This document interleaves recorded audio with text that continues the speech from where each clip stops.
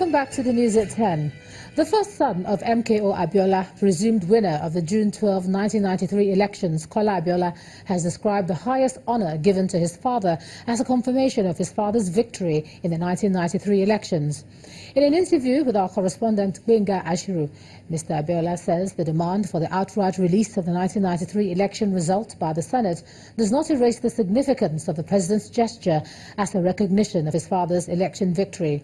When asked if he would press for the further investigation into the circumstances surrounding his father's death, Mr. Abiola says that he would rather await the outcome of the federal government's Truth and Reconciliation process. Collectively, as a country, as a healing process, we got an apology for the Federal Republic of Nigeria.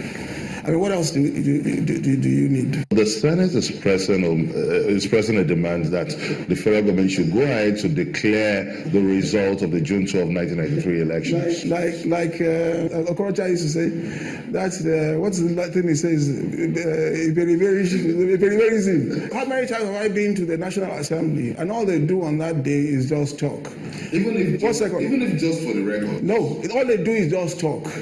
They just talk, and then the next minute they send it to the committee, and it dies there. That's what they call filibuster in politics. How many times have they not done what is right? So, for me, Mr. President has done undoubtedly what no other person was possible and capable of doing. People believe that late MKO died under mysterious circumstances. And would you want to press for further investigation? Yeah, we'll get there. You don't have to put a gun to his head to kill him. As far as I'm concerned, he was killed. Now, he has a blood pressure problem ordinarily if he doesn't get a regular treatment. But of course, you don't. Like I said, if you have malaria and you're not treated, you're going to die. That's very simple. So for me, passive, directly, is what I'm the same in this situation. You can watch the full interview with Mr. Kola Abiola on our program Question Time tomorrow at 4:30 p.m. That's 4:30 p.m. tomorrow. The program is Question Time for the full interview with Mr. Kola Abiola. For decades, the people of Ofa and Erinle communities in Kwara State have been embroiled in land disputes, which have resulted in violent clashes that led to loss of life and destruction of property.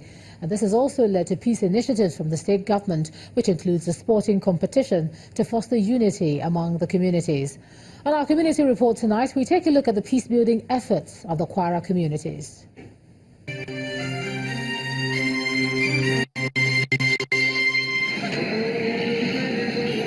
In the last 30 years, both Ofa, the headquarters of Ofa local government area, and Erinle in Oyu local government engaged in 3 communal clashes which claimed several lives and damaged property on both sides.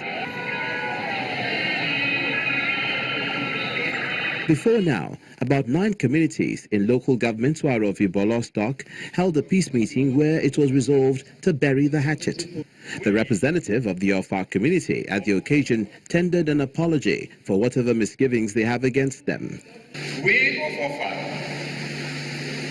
hereby this evening, in the presence of everyone, with all humility and the strength of mind, tender our unreserved apology to you all for all our real and perceived wrongs. The state government afterwards also organized a friendly football competition between Ofa and Erinle to seal the peace.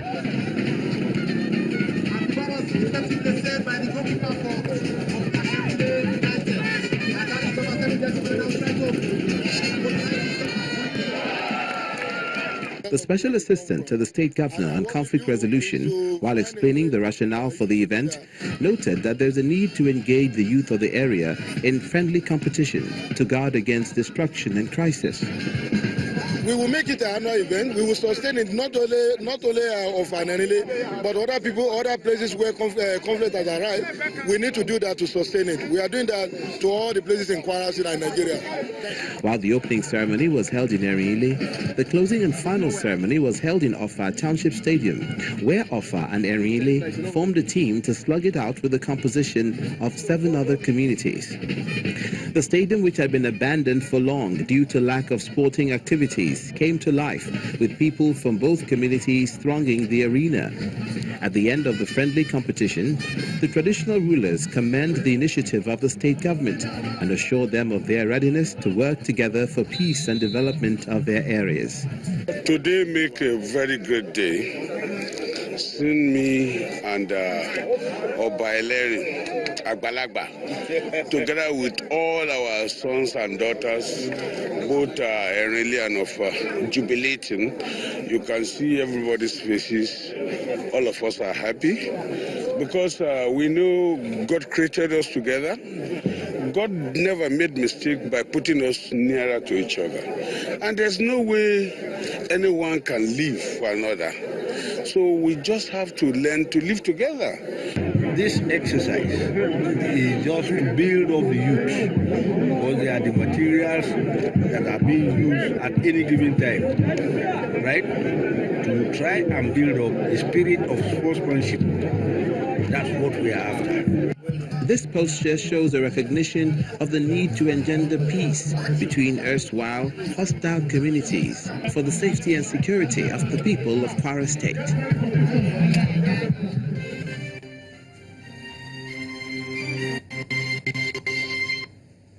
Let's take a look at some business news now. Here's Anne Waudu.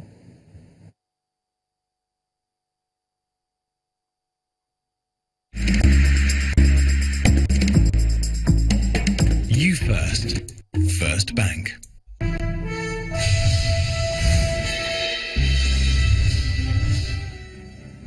Thanks a lot, Ijoma. We begin with Nigeria's headline inflation rate. The Statistics Office has released a new report on that rate for the month of May, and it stands at 11.61% on a year-on-year basis, showing a decline compared to the rate it was in the month of April. But on a month-on-month basis, it climbed 1.09%. Food sub-index for last month came in a little lower at 13.45% from 14.80% it was in the month of April. That report also shows urban inflation slightly lower at 12.08% on a year-on-year basis, while rural inflation index dipped to 11.2% in May 2018. Nigeria's FMDQ OTC Securities Exchange says it anticipates the speedy passage of amendments made to the Companies and Allied Matters Act. This will help improve laws to back plans by the trading platform to operate a central counterparty clearinghouse. An associate director of FMDQ, Ms. Kaudi Ugoje, speaks on the new clearing and settlement platform.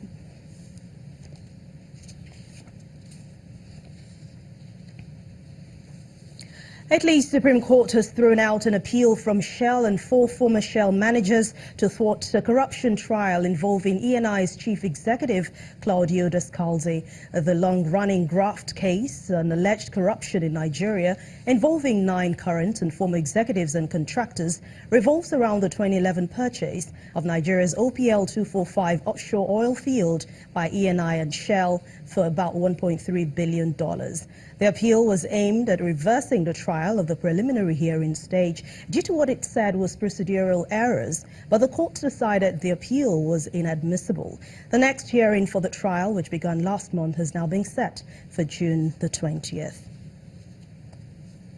Comcast announced a $65 billion bid for 21st Century Fox units that are currently in an agreement to be acquired by Walt Disney Company. The long-awaited bid comes just a day after the federal judge cleared AT&T's $85 billion takeover of Time Warner, and that's a deal the government had tried to block on competition grounds. The bid, which was announced a few hours ago, represents a 19% premium to Disney's offer, while on Comcast, and that's the parent company of CNBC, it offered $35 a share in cash.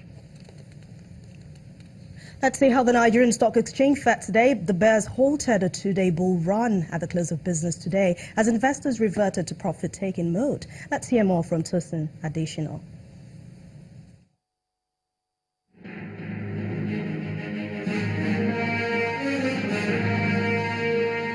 Hello and welcome to the Stock Market Report. The local equities market failed to sustain the positive sentiment with which it started the week, as profit-taking by short-term investors drew the main index back by 0.35% today. The sell-off was felt across the banking, consumer goods and the insurance sectors, resulting to a 49 billion naira decline in the total value of listed equities. However, investors' demand for stocks increased by over 100 million units against Tuesday's session, to over 400 million units, driven by the shares of UBA, United Capital, and Africa Prudential. Japan Oil is the major advancer out of 20 gainers for the day, with a nearly 6% price increase, while Diamond Bank led a pack of 22 decliners, down by 5%. And that's the Stock Market Report. Thank you for watching. I'm Tosin Additional.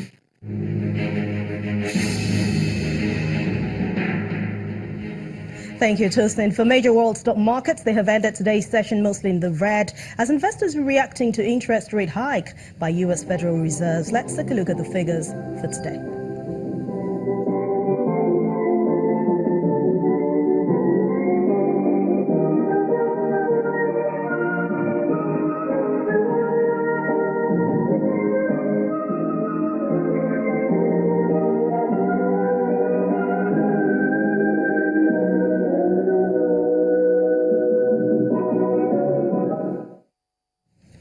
And that's the midweek edition of Business News. Thank you so much for watching. I'm Anne Nwaudo. It's back to you, Joma.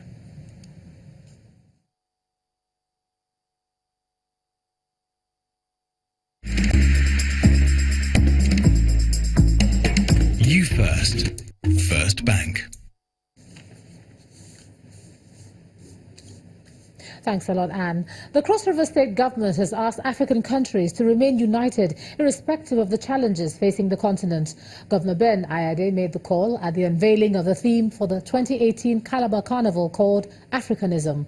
The governor believes that it's time to tell the true African story and chart a new course for the continent whose unity lies in its diversity.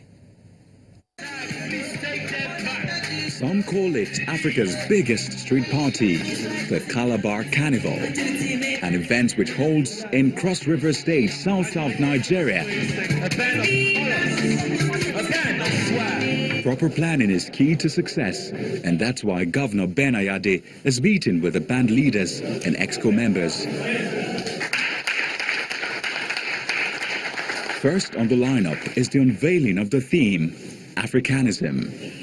This year's edition will be telling the true African story in a different way, and the governor hopes to bring about a collective change through this theme. This is a completely different carnival. It must be emotional and tragic. It must end with a lot of happiness, and it must show the battle and through the process. You must tell the Abiola story from an African perspective. You must tell the issue of AIDS. You must tell the issues of financial assistance to keep us down. You must tell all of these stories and the rejections of all of that by communities and holding back to what they have. You must tell a story that gradually begins to educate and speak to the minds of Africans about the true situation in the world.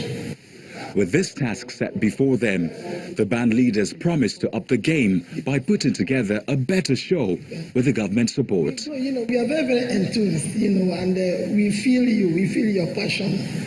And like I said, you are a story. So hopefully one day we'll be able to tell your story.